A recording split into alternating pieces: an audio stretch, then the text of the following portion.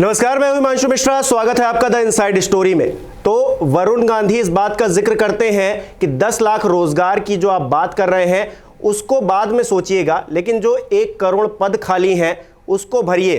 तो बीजेपी सांसद आखिरकार क्यों बागी हो गए हैं और अपनी ही सरकार से नाखुश क्यों हैं, इसके पीछे की इनसाइड स्टोरी आज हम जानने की कोशिश करेंगे। सुकेश रंजन जी हमारे बीच में है। सुकेश जी, आखिरकार क्या वजह है कि वरुण गांधी खास तौर पे जो विपक्ष का रोल होता है वो प्ले कर रहे हैं सरकार में रहकर, और उन्होंने इस बात का जिक्र तब भी किया था जब सरकार की तरफ से ये पटल पर रखा गया संसद में कि 22 करोड़ लोगों ने आवेदन किया, 7 लाख रोजगार हमने दिया। और एक बार फिर से जिक्र कर रहे हैं कि 1 करोड़ खाली पद है, पहले उनको भरिए, 10 लाख की बात बाद में करिएगा। देखिए, वरुण गांधी भाजपा के सांसद हैं, लेकिन he has fallen out of place.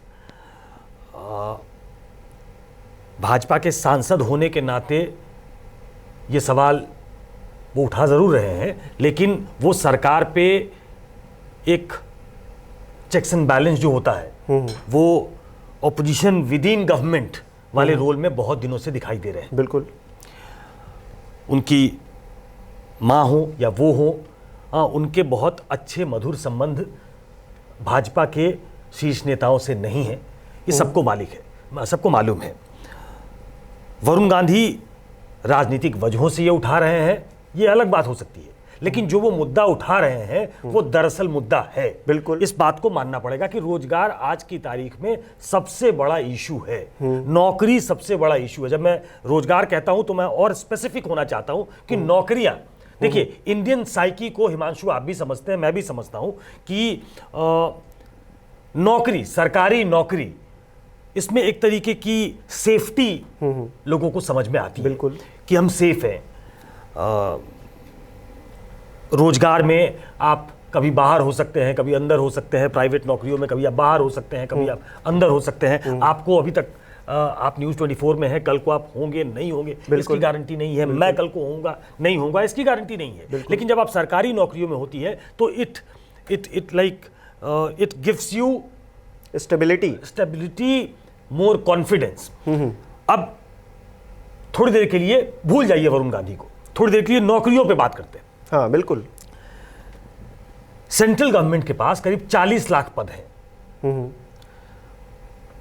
जो ताजा आंकड़े हैं जो गवर्नमेंट ने सदन के पटल पे रखा है, उसके हिसाब से करीब 30.5 लाख लोग कार्यरत हैं। 9.5 लाख लोग आज सेंट्रल गवर्नमेंट चाहे तो उनकी वैकेंसी कर सकती है। थोड़ा दायरा बड़ा कर दीजिए। स्टेट गवर्नमेंट और सेंट्रल गवर्नमेंट, लोगों के लिए ये इंपॉर्टेंट नहीं वो स्टेट गवर्नमेंट की नौकरी कर रहे हैं, सेंट्रल गवर्नमेंट की नौकरी कर रहे हैं। नौकरी इंपॉर्टेंट है। अगर सारे स्टेट गवर्नमेंट्स को जोड़ दें आप तो करीब 60 लाख पद रिक्त हैं, खाली हैं, जिनको भरा जाना है। वजह चाहे जो भी हो, ये पद रिक्त है। मैं थोड़ा आंकड़ों के साथ बताऊं, और ये आंकड़े जानना दर्शकों के लिए जरूरी है। बिल्कुल बिल्कुल बिल्कुल, क्योंकि यही इन आंकड़ों में सच्चाई है। बाकी जो है वो नैरेटिव है, वो किसी भी तरफ से हो सकता है। बाकी आपको एक नैरेटिव मिल सकता है, एक दूसरा नैरेटिव मिल सकता है, और इस नैरेटिव के बीच आप झूलते रहेंगे, जो आज की तारीख में राजनीतिक दलों की स्थिति है। 2014-15, चश्मा लगा लेता हूं, पढ़ने में ऐसा नहीं बिल्कुल। 2014-15 नौकरियों के लिए, और मैं सेंट्रल गवर्नमेंट की बात कर रहा हूं, नौकरियों के लिए आवेदन आए 2 करोड़ 32 लाख। नौकरियां मिली 1 लाख 1.3 लाख, 1,30,000। 15-16 आवेदन आया 2 करोड़ 95 लाख। नौकरियां मिली 1,11,000। 16-17 नौकरियों के लिए आवेदन आए 2 करोड़ 29 लाख। नौकरियां मिली 1,01,000। 17-18 नौकरियों के लिए आवेदन आए 3 करोड़ 94 लाख। नौकरियां मिली 76,147। 2018-19 सबसे ज्यादा 5 करोड़ 9 लाख। नौकरियां मिली 38,100।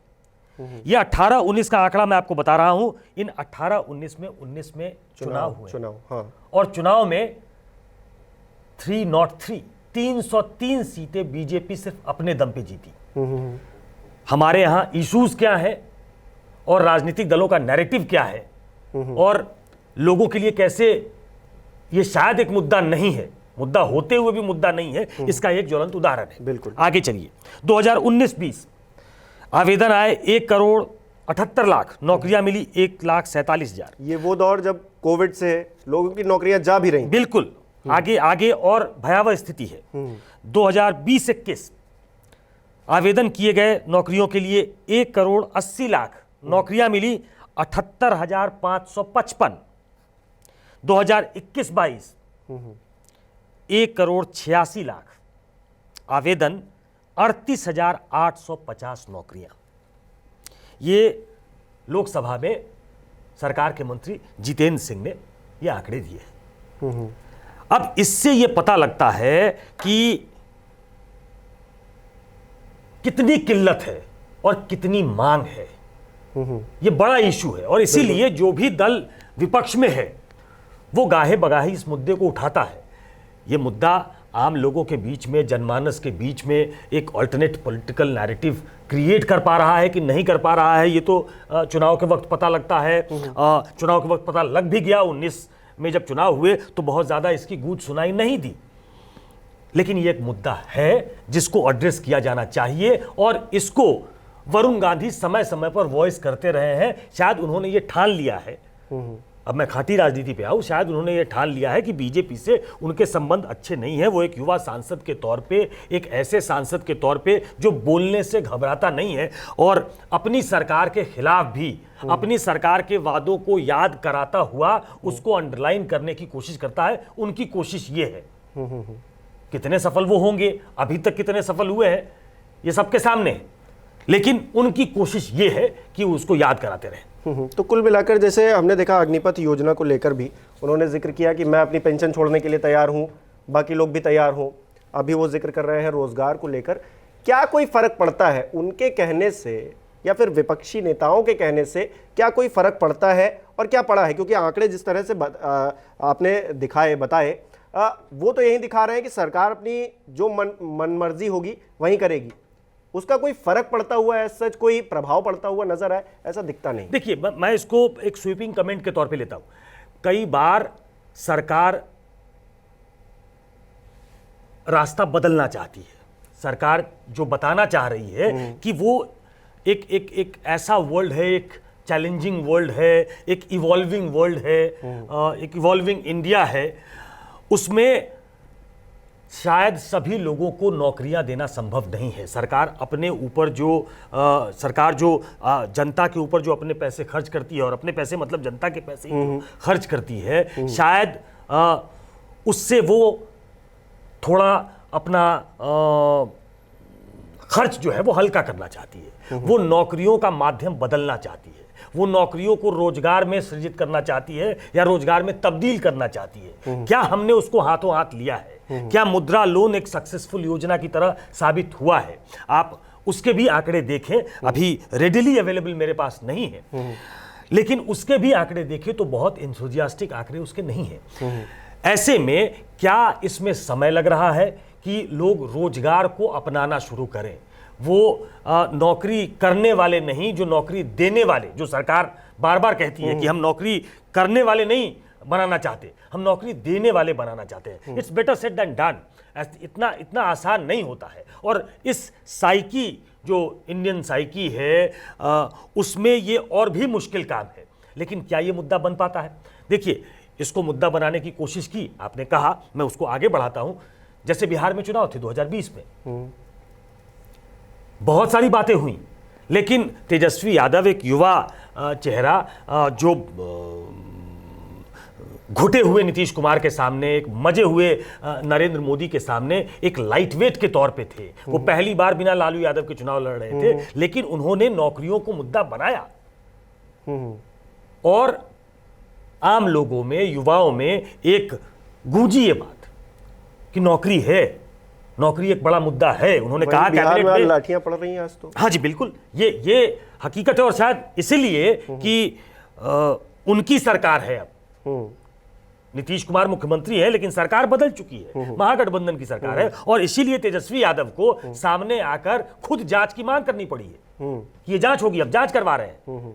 और जिस एडीएम ने खुद लाठियां बरसाई हैं, उनके अगर वो दोषी पाए गए तो उनके खिलाफ भी कार्रवाई होगी, क्योंकि उनको मालूम है कि ये वो नर्व है जो वो उन्होंने टच किया था और इसीलिए उनको जनता का समर्थन मिला था। वो जीत नहीं पाए चुनाव, लेकिन बहुत क्लोज फिनिश उन्होंने नीतीश कुमार को दिया था। और इसलिए मैं ये कहता हूं कि रियल जो इश्यूज है, चाहे वो महंगाई हो, चाहे वो रोजगार हो, नौकरी हो, इन इश्यूज पे खींच के लाना ये विपक्ष का काम होता है सरकार को। क्या विपक्ष इसमें पूरी तरीके से नाकामयाब है? मैं कहूंगा पूरी तरीके से नाकामयाब नहीं है, लेकिन क्या पूरी तरीके से सक्सेसफुल है? मैं ये भी कहूंगा कि वो शायद वो गूंज वो सुनाई नहीं देती, वो इको सुनाई नहीं देता, वो एम्बियंस आपको आता हुआ दिखेगा नहीं कि आम जनता में जो विपक्ष कह रहा है उसकी कुछ गूंज है, उसको रेसिप्रोकेट कर रही है आम जनता, ऐसा लगता नहीं है। लेकिन एक कंसिस्टेंट एफर्ट चाहिए इसके लिए, अगर आप सरकार को रियल इश्यूज पे घेरना चाहते हैं। चलिए, रोजगार एक जनता से जुड़ा हुआ मुद्दा है, विपक्ष उस पर कुछ खास करता हुआ नजर आ नहीं रहा है, तो क्या अब युवाओं को ही सड़क पे आना होगा, वहीं आके इस सरकार को जगा पाएंगे कि भाई देखिए हमारी ये समस्या है, इसको समझिए, आप जीत रहे हैं हार रहे हैं इस बात से फर्क नहीं पड़ता है, आप सत्ता में हैं तो हम सवाल ये पूछेंगे कि आप रोजगार क्यों नहीं दे रहे? हम नहीं चाहते स्वरोजगार हम खोलें, हम चाहते हैं कि हम किसी कंपनी में जाकर, सरकारी जो फर्म है उसमें जाकर हम नौकरी करें, तो क्या आप हमें नौकरी नहीं देंगे? क्या आप जो भर्तियां हैं उसको लटका के रखेंगे क्या? तो ये सवाल क्या आप आम जनता पूछेगी जाके, तभी ये सरकार जानेगी? नहीं, आम जनता पूछने लगी है, चाहे वो नियोजित शिक्षक की भर्तियों का मामला हो बिहार में, उत्तर प्रदेश में, ऐसी तमाम जगहों पे ये एक मोमेंटम बनना शुरू हुआ है। ये कहां तक जाएगा, ये सरकार से कितनी लड़ाई लड़ पाएगा? देखिए, अकेले युवा भी ये लड़ाई अपने दम पे नहीं लड़ सकते हैं। जब युवाओं में क्रांति आई थी 70 के दशक में, तो उसको लीड करने के लिए जेपी को आना पड़ा था और उन्होंने एक पॉलिटिकल शेप दिया था पूरे मूवमेंट को, संपूर्ण क्रांति का नारा दिया था, उसमें वो युवाओं का मूवमेंट था। तो ऐसे में राजनीतिक दलों को एक रोल प्ले करना पड़ता है, एक लीड रोल में आना पड़ता है, एक एंकर रोल में आना पड़ता है। हाँ, ये बात जरूर है कि जब एक मैसिव मैंडेट के साथ सरकार होती है तो उन्हें ये लगता है, और वो सरकार जिसने, मैं बार बार कहता हूं कि जो एक काउ बेल्ट की पार्टी थी, उसने अपनी हिंदुत्ववादी छवि को राष्ट्रवाद से जोड़ दिया है।